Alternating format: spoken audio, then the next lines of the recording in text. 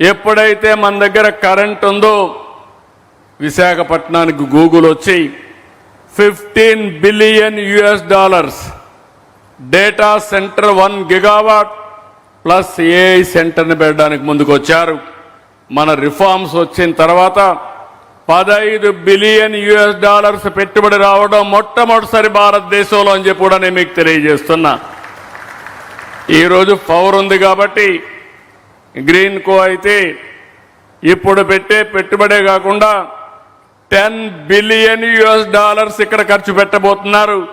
నేను ఒకటే వారికి హామీ ఇస్తున్నా, all the best, we're with you, go ahead, you will achieve it. ఇది అసాధ్యమేం కాదు, ఇది సాధ్యం. వారికి కూడా బిగ్ విజన్ ఉంది, చేస్తారని చెప్పి కూడా నేను మీకు చెప్తున్నా.